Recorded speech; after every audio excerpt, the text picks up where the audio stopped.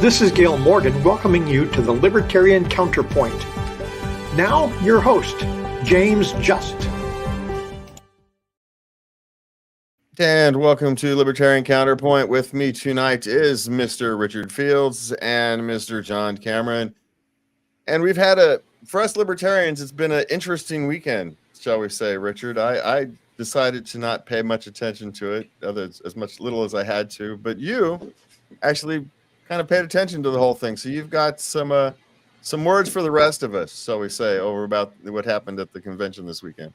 Yeah, we'll make a report from the field. Richard Fields with a report from the fields. Last weekend, I watched the speeches of Robert F. Kennedy Jr. and Donald J. Trump at the Libertarian Party National Convention, so you wouldn't have to.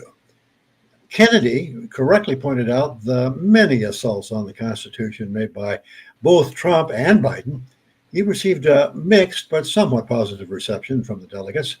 Trump was roundly booed, particularly when he asked libertarians to nominate him, even though he had not filed nomination papers, or vote for him. His supporters' chant of, "We want Trump," was drowned out by a chant of, "End the Fed." Unaccustomed to giving his anti-Biden stump speech to a hostile crowd, he made his shortest speech ever, thankfully. I also watched the interminable 7 ballots it took to nominate Chase Oliver as the Libertarian presidential candidate. The right-wing Mises Caucus favorite, Michael Rectenwald, led in early balloting with Oliver second and Mike Dermott third.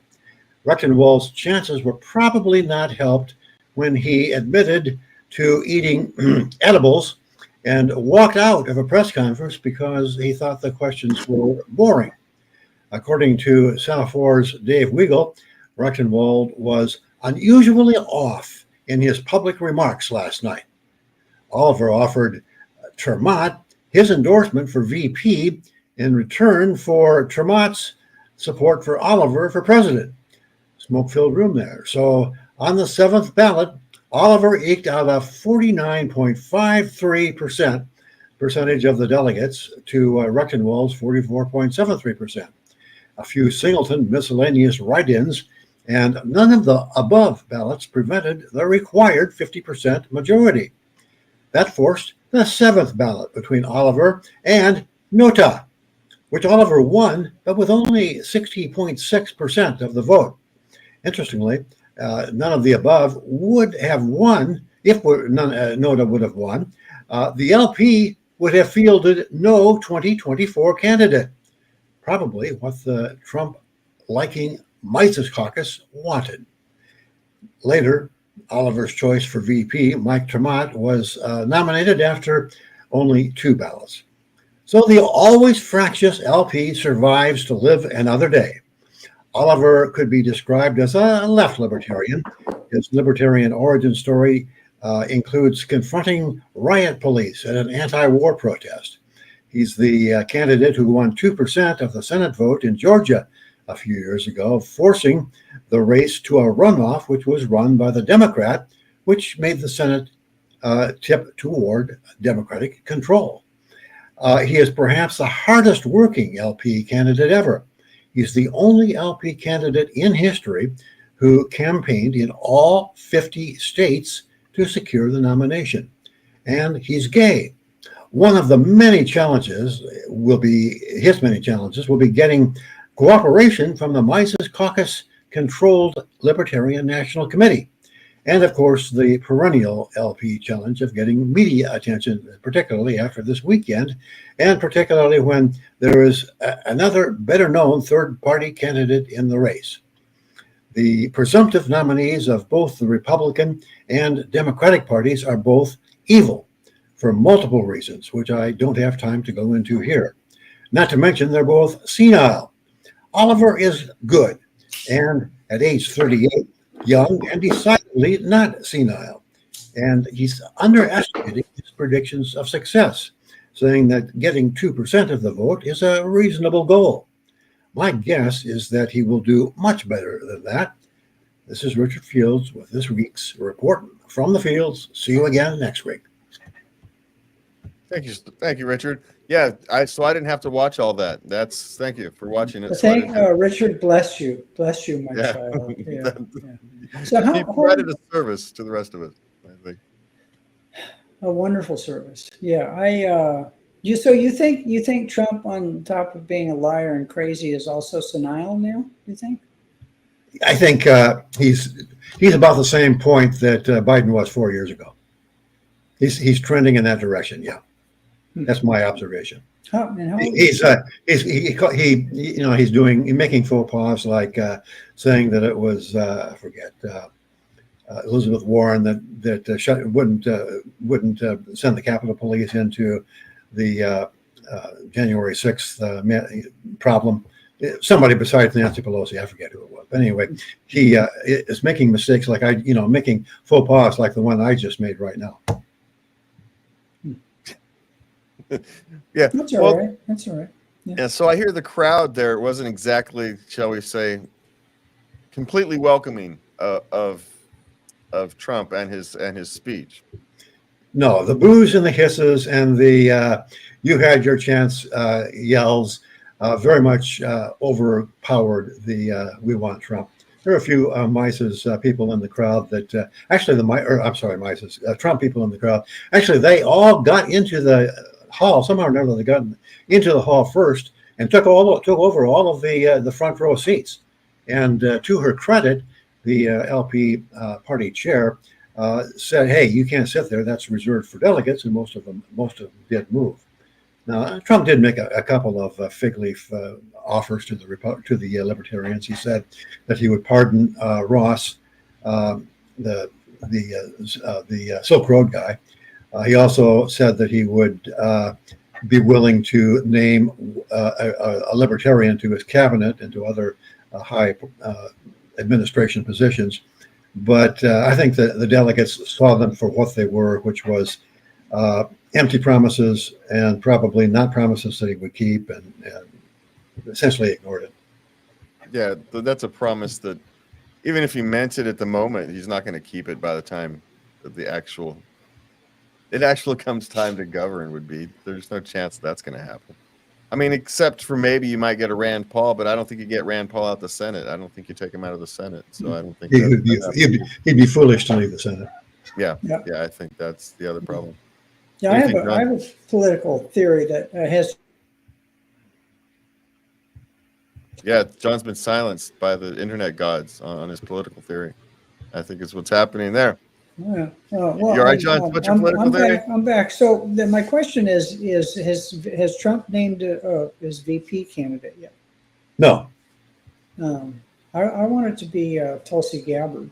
She said she'd accept, because I figure, since basically what we're watching is a really poorly written soap opera in prime time, and that I don't wish it upon the man, but there's no way Trump, even if he gets elected, he's going to get assassinated or something. And we haven't had a hot president, and besides that, I like a lot about what she has to say. I think she'd be a great candidate. She's young. If you're interested in the Republicans, of course she's a Democrat. You never know. I mean, the scuttlebutt on the internet now is that Biden will be replaced at the last minute because he's obviously senile. That could happen. Yeah. Well, there's a lot can happen. Yeah. I just want the lawfare to go away. That's getting pretty boring. Yeah. Yeah. Well, the problem is, John, it's likely going to increase rather than go away. Would be the more likely option. Sadly. So yeah. I think we'll probably, since this gauntlet has been thrown, we'll probably find the same thing happening. Well, I don't know. Are they going to bring suits in Texas or something? But anyway, I know we got a lot of things to cover, a lot of ground to cover. So I'm just rambling about politics, man. Yeah, I think it's probably best discussed over one too many drinks to make sense, and then we could have some fun with it. Yeah, which in my case would be two. Well, let's have some fun with this. Chase Oliver was nominated for president, and what was it, Mike Tremont, correct? Yeah. Richard? VP. VP. That's for those are solid kind of, frankly, they're more middle of the road libertarians than left or right. I would actually kind of argue they're both not far from each other. Well, Tremont is more middle of the road than Oliver. I mean, Oliver came from Democrat left. He was originally an Obama supporter at one time, but he had his wake-up call when he nearly got clubbed by riot police at an anti-war rally, and somebody told him about Libertarian, and he said, "Hey, that sounds real good to me," and the rest is history. He's also, very, very ambitious, very. And that's not the right word, very energetic and works. He's a hard worker, which I think is absolutely necessary for libertarian candidates. And we've had some in the past who are a bit on the lazy side. He's not. Yeah, we experienced some of that here. He's been, he came here for a meeting. He came into Sacramento for a meeting. He ended up having a radio show appearance here at a local radio show down here, and then he went and had a fundraising event up in Roseville. I actually had the opportunity to drive him. So I had actually the opportunity to meet Chase, and he's a good guy. And whether you can agree or disagree with specifics of any policy, but at the end of the day, as libertarians, every presidential candidate is going to be a compromise for most of us, because everybody else other than us is a compromise for most of us. That's just how I don't see anything anything serious that I disagree with Chase Oliver on. Nothing at all. And for that matter, Mike Tremont. And the interesting thing about Mike Tremont is that he has credentials as a police officer. He says that thankfully he never was assigned to a vice squad, so he didn't have to compromise his philosophy to be a policeman, but he brings a lot of field experience concerning the overreach of policing in the United States. That would be very interesting, because all the cases that are getting to the Supreme Court, almost all of them are not about crimes. They're about people violating regulations, and the police are awfully busy not following up on property crimes and personal crime, because they're too busy arresting people for violating regulations, which are basically unconstitutional. So it would be nice to amp with a public podium. I'd love to see that. Yeah. All right, John. So we're actually going to go ahead and move on, and we're going to talk about the Twitter files, and we're going to let you take the lead on this, because you had more of an opportunity than we did to kind of dig into the actual depth that these Twitter files have actually kind of gone to. Let me bring that up. So yeah. Yeah, go ahead, please, John. Well, this is a release of additional information. Before we saw a little bit of skullduggery, and now it reads like a soap opera. It reads like propaganda. It reads like 1984. They're former quote unquote IC operatives, which are intelligence community operatives. There's 18 different. This is scary. Named in.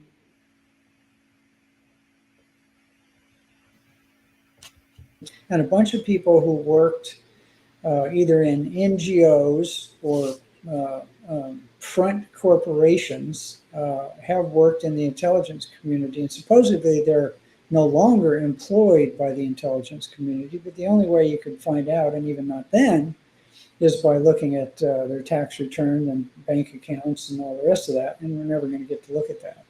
And they, basically went into Twitter and other places with the idea that they saw misinformation, disinformation as a national security threat, and that they needed to fight the information war like they were doing in foreign countries here. And they talked specifically in emails about and we know that the former head of the FBI, I can't remember his name, basically reached out to all these people and asked them to suppress, to downplay, to block any discussion of Biden's son's laptop stuff. and they wrote this same group of people or people associated with them wrote a letter saying that after having never seen it, that the Biden stuff was fake, and they're the same people that created the Steele dossier, claiming that Trump was, basically in cahoots with the Russians. And these are the same kind of people that embedded themselves in Twitter. One person on the board who's a former and probably current CIA employee, and lots of other people. And then there's an Alethea group, which is a company that was paid for by a rather major venture capitalist who's provided seed money to a lot of startups. I don't know if it's Google. And we know that, there are rumors that are probably true that the CIA did some early funding for Google. So it's just the stuff that's coming out in the emails back and forth, which have been released. They hired, what's the guy? One of the world's famous hackers to be their head of security for Twitter. And, he's exchanging emails back and forth about what do we do about this misinformation we're seeing. And in light of the insurrection, I'd really like to push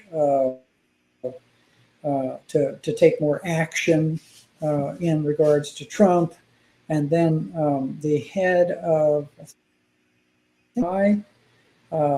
wanted the Twitter files to become the property of the law firm representing I don't know who, so that they would then become private conversation between the law firm and its clients, so that nobody could ever subpoena the information that's now been released in that second page of the Twitter file. So it's scary. There's people who are parts of these organizations who've written books about the information war and how to spot disinformation and how disinformation is a threat to national security and on and on and on. So it's pretty sickening. And if since it's part of Public, which is part of Schellenberger's group, to get the full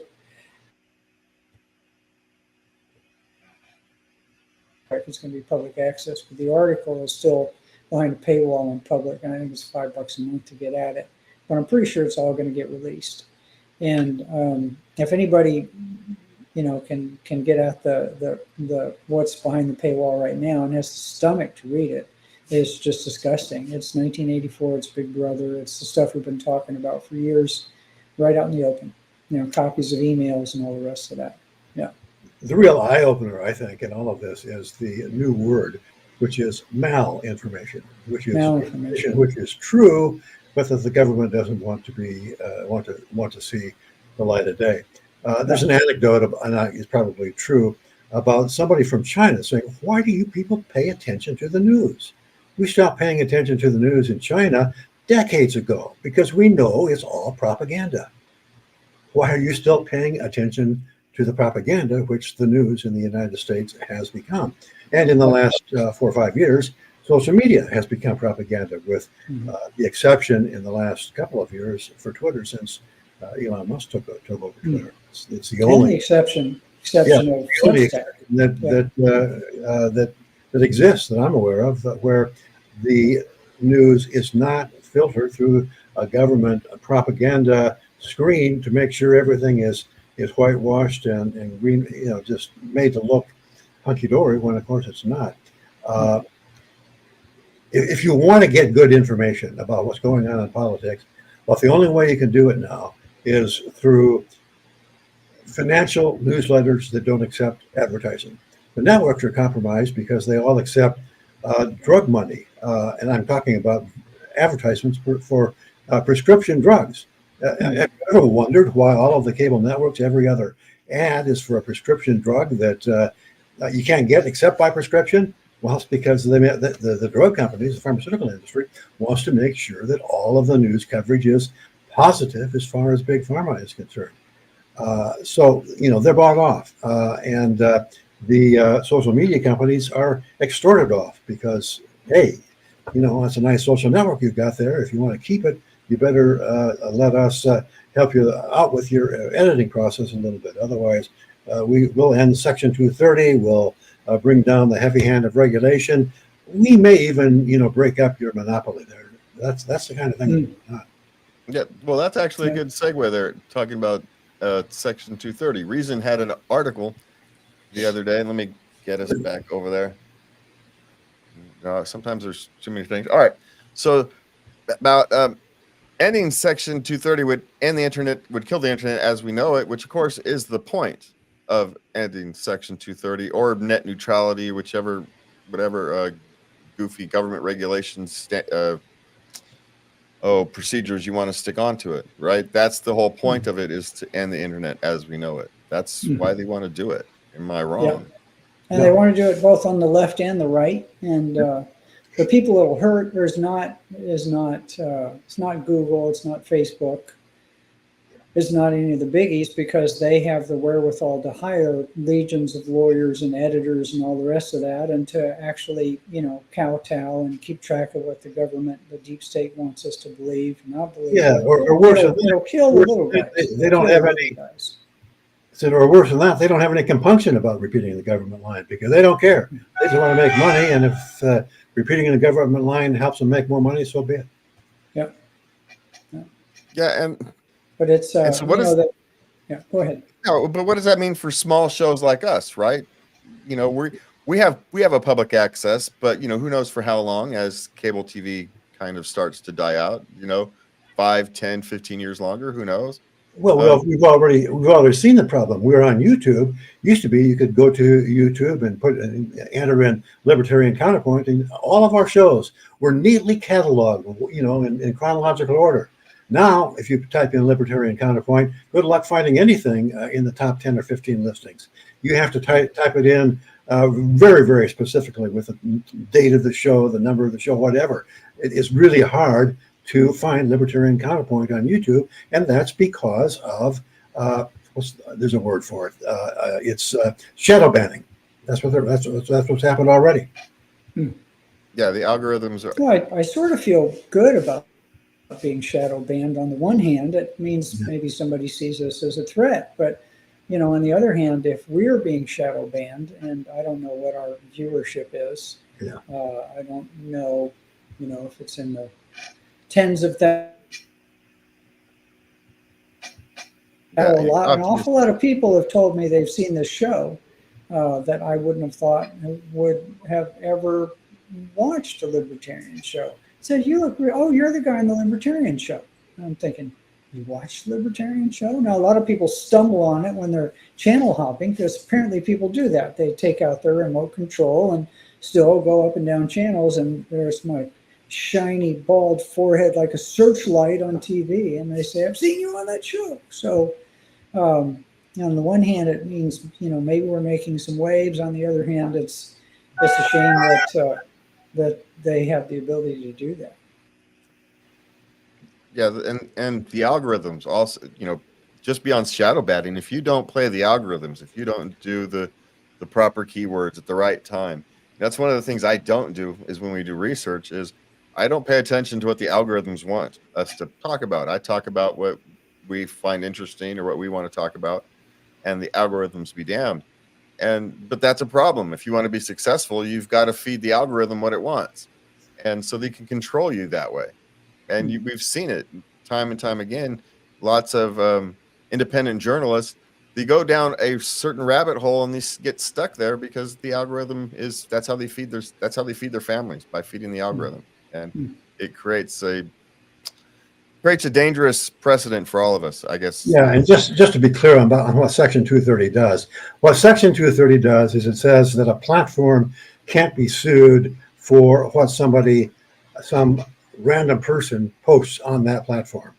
So if you are a random person posting something on Facebook, Facebook can't be sued for the libelous, nasty thing that you said.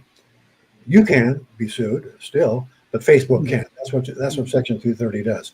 It protects platforms from being in a position where they have to essentially censor everything.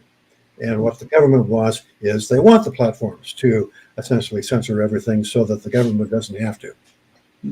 Well, Yeah, that's, both sides are upset about it. Well, yes. The people on the left are upset because the platforms are allowing things that they don't like and they want to stop. And the people on the right say that they're being censored and they want to make sure they have the same access that the people on the left have. And it's pretty easy to see that the preponderance of the shadow banning and everything is anti-right, anti-libertarian, anti-anything but the deep state left. And Woke big government. Simple. What? Woke big government is what's acceptable. World big government is the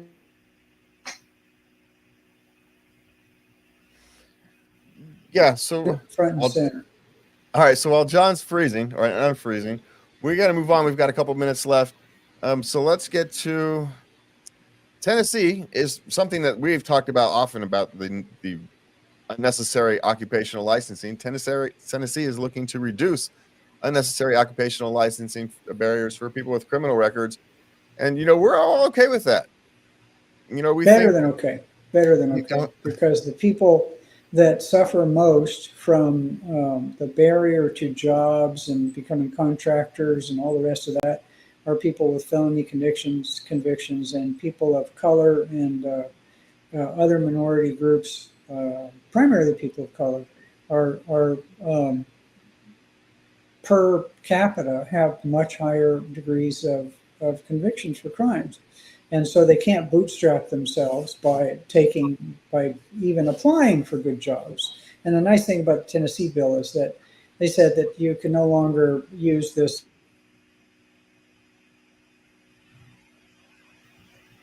since they're applying for a job as if their felony was directly had to do with that occupation. So I'm not even sure I go for that, but it's certainly, and this is the second time they've improved it. So my hat's off to Tennessee. I'd love for California to do that. Well, and I think you have to recognize that we're in favor of getting rid of licensing altogether. Licensing is nothing more than getting government permission to earn a living, and the government should not be in a position where they give permission for people to actually go out and work. Yeah, it's basically the market will take care of all of the abuses that occur very easily. People don't go back to masons that lay the bricks crooked. Yeah, well, this thing, you spend some time in prison, you learn how to say cut hair, and so you go out you're back into the world, and now you have this ability to cut hair, but you're not allowed to do it because you have the government paper pushers say you can't, because you somehow, despite the fact that you can, despite the fact there are people willing to pay you to do it, you're not gonna have to be a criminal again in order to do it and earn a living, because they won't give you a piece of paper to do it. It's dumb on its face. We are out of time. Thank you for being with me, gentlemen. Thank you, Richard. Thank you, John. Thank you for watching. Please remember to love everybody and have a good night. Have a good one. Thank you so very much, James. I appreciate This is Dale Morgan thanking you for watching the Libertarian Counterpoint each Thursday at 8 p.m. Channel 17 on Comcast, on YouTube, and on Facebook. We invite you to come again next week for the Libertarian Counterpoint.